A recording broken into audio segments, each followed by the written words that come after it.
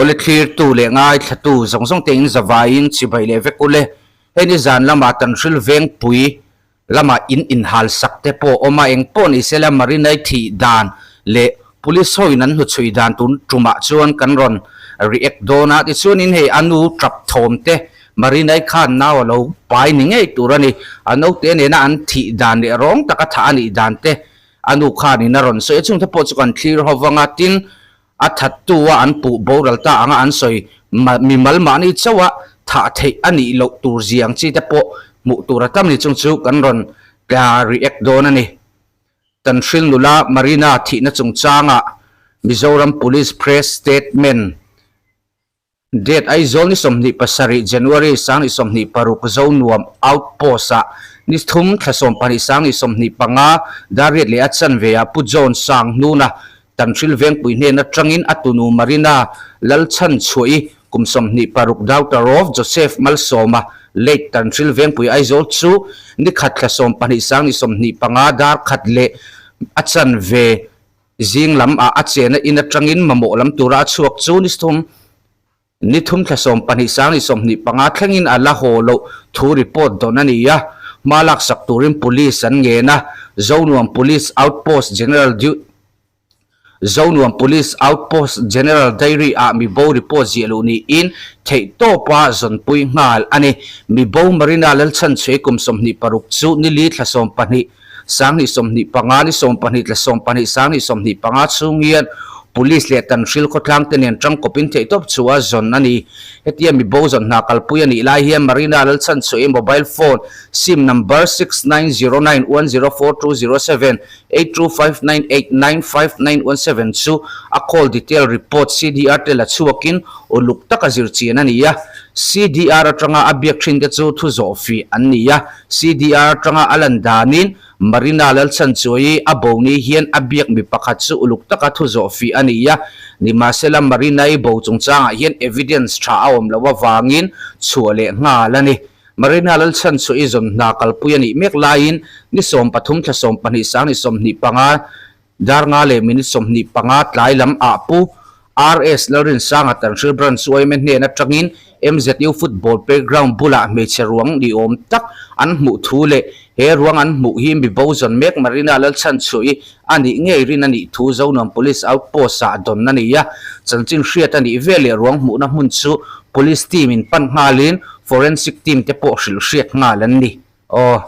hei hi kan tun lai Mizoram khovel kan ton me kan towa azialo khop mai minun na la hre lo te kan pung tul la ting chuanin dula no pang atlangwal te po ni se ma ni yo wa chu mai te po hi angam om vak to lo ani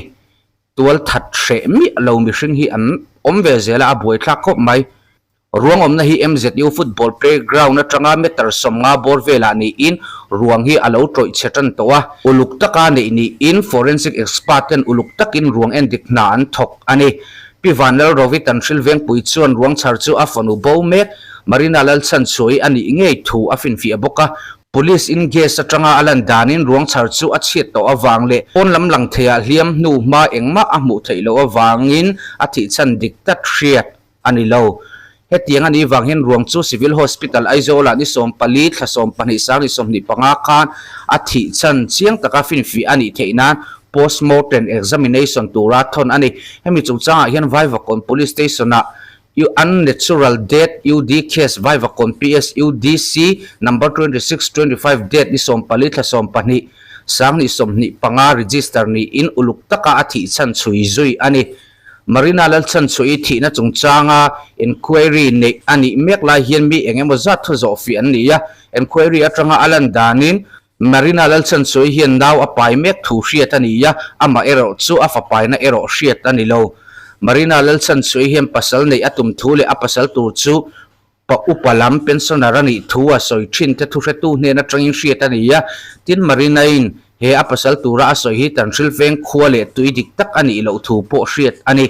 Marina lalchan chui thi na chungchanga inquiry a rinhel pakhat chu zonom police outpost a ni som paruk thla som pani sangi somni panga khan ko ania heti mekla hian pu RL pe ka chu a chena ina tangin a zon thak thule Ebenezer Hospital pan puyani thu don ani rang takin Ebenezer Hospital champui pan ngala ni ya FSL team tenen RL pe ka motor BR number MZ01S4967 Tata Nexon chu rinhel thila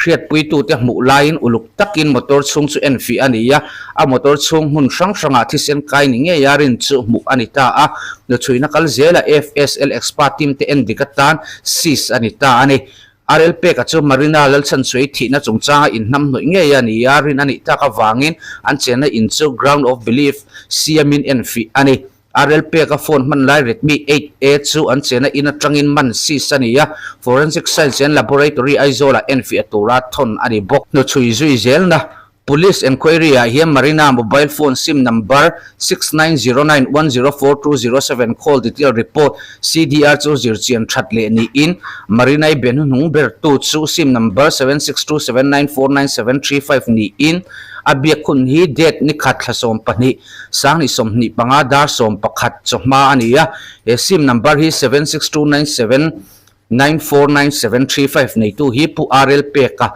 tanril veng puya in samek le kolosi patranga tanrila pem mi in lua kho samek ani ti hriat chian ani hun sang sanga CCTV surveillance camera ang te enfi ani in heta hian Tata Nexon VAR BR number MZ01S4967 chu Marina i ruang charna MZU campus tan shrila ni khatla som pani sari somni panga khana tlan lut ngei ti fin fi ania he motor hi MZU campus adar kan hi le minute som pariat chonga om ti hriat ani bok Marina i thina chungchanga hian pu pe ka hirin hel kai ber ani ta ka wangin uluk ta ka zirchian zui zel ania herlir thei BR number MZ01S4967 Tata Nexon hi e chalan apps atanga alan danin laldu saka lel chun mabok minga register ni in somni pakhatla somsang somni patum khan third ownership nei mek to Joseph lal remoy son of RLP ka scholarship ne na trang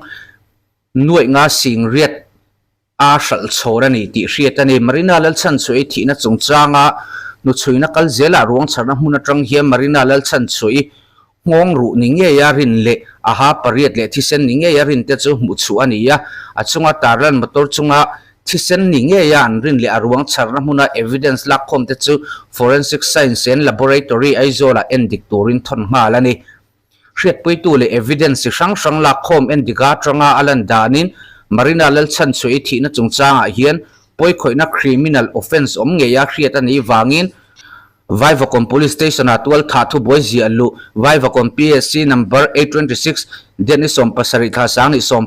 ni paruk US 1031 BN ne sanita ani nu chuina kal zela evidence sang forensic science and laboratory isola thonte chu ni som ni pathum thakasang ni som ni paruk khan evidence examination report donania examination report atrangalan danin RLP ka motor chunga ti sen kai ti chu Marina lal chan chui ti sen nge ani thule ruang charna muna ha mu te po Marina lal chan chui ha nge ani ti fin fi ani tin pu RLP ka mobile phone Redmi 8A examination report chu forensic science and laboratory isola trangin don ani bok de ni som panit la som pasang ni som ni panga khan pu RLP ka phone a hian pregnancy test kit thalak mu chu ani bok Marina lal chan chui tual thi na chungchanga nu chuina kongkrang tanga lo lang ta chu pu RLP ka kumsom ruk pani son of RL damalei tanril veng pui hi poi koi thu le mo phur tu berni in mu chu ani hen chuina hian tanril OML le FSL team police te theitop chuwa an puya wangin an chunga SP Aizawl district le staff te chuan lom thu an soi ani police media tanga kan mu ni ya engponi sela he Marina hi arai ti kan hra thaya ti chuanin pu RLP ka an chui atrang hianin pu RLP ka fahi apai mai om bange o ti turani ve bokani tin anu ina arai thua saina video tele inan hal na video te tuna kan clear hawa kan ngai dang an sei zel don nia kum December ni som pathum kum sang ni som ni panga tlaidar nga le minute som ni panga a MZU campus sa thia mu Marina lal chan chwai kum som ni paruk Joseph lalmal soma fanu tanshil thi dan police nan chuina a pu RLP ka kumsumruk pani son of RL dama late tanshil veng tha ni chui chwani a Puarel pe ka hi January ni som pasari kumsang ni somni parukhan an inatray na zwang thaa Ebenezer Hospital panpui ni ma se January ni som pasari hian Aliam Torlovin athia ni tiin wanglai ni chanchin bu chuan an rontar langa Merina lal chan chhoi KCT CIM channel lama po kan lo ti chuak to a video langai thalo te chuan video hlui short video a khan in lo wazong don nia hetia twal thatu puarel pe ka ni tian shat nu hian anin saklai mek anin rel chu hal sak an dile boka poi khoi tu ber chu January ni som pasari khan a boral to a hetia poi khoi tu ber a boral nuwa a chung teril rutina zwal tura kan han che mai hi enge in ngai dani vele comment na lama in ron soi ve don nia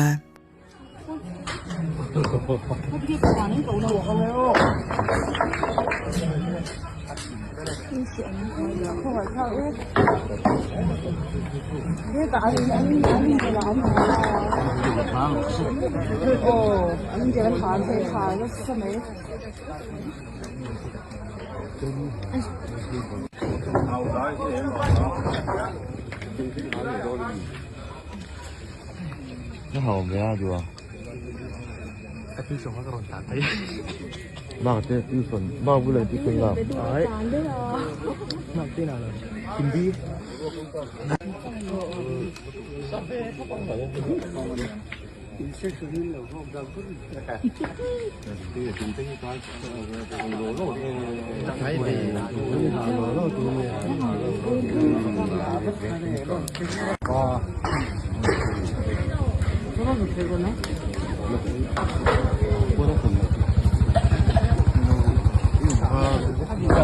Застараю.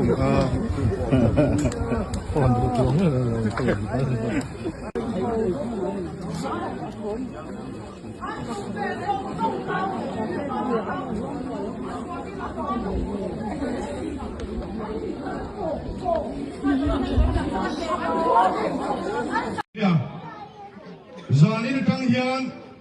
pu arel pe ka ti chun kwa hi tan thil ko leilung rap to lo turin an chok don ni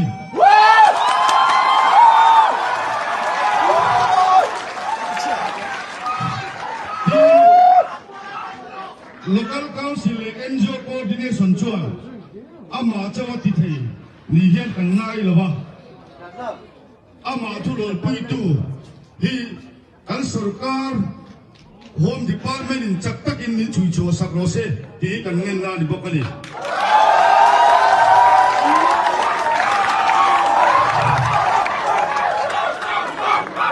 Zanin wala kan ya tu pe kan pui khanau te tansil khwa leilung rap to lo turin an chuak halam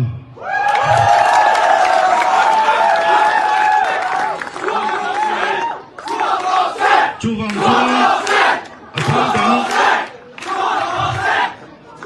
Kildang ti chalawin ati chalawzongin nulale tangwalte tansil nulale tangwalte do thei tak kan ni thin kha soi tu te thu e kan oi thiam thin kha weinia po hian hetiang tansil khwa a theng hi poi kan ti le tu nuwa Mizoram po theng ngai lo rong taka kan nula tom đàn ông ta là nghìn tỷ, bây giờ mà cái này mấy mà đi lên thảo hai đàn này đàn ông lẩu đấy này, hát đi tất cả hai này pha đi ngay sợ xin này ngay đâm là vắng, à chul thì khai phô ra xin, à lâu tiền thì khai thật ra xin.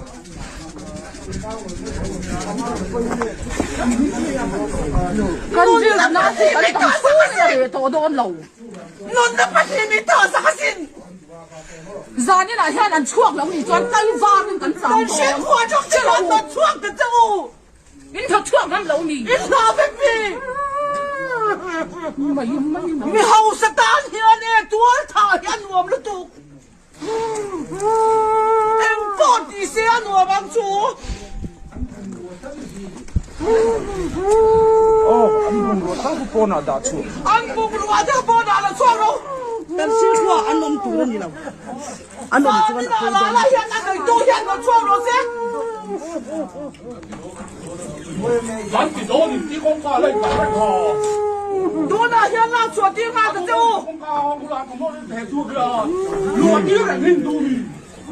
啊，因十来的佢那村上地那边，村上地，佢打出来对你的嘿，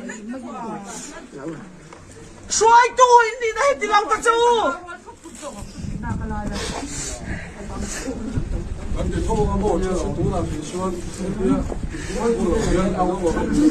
这样说，那地方的就。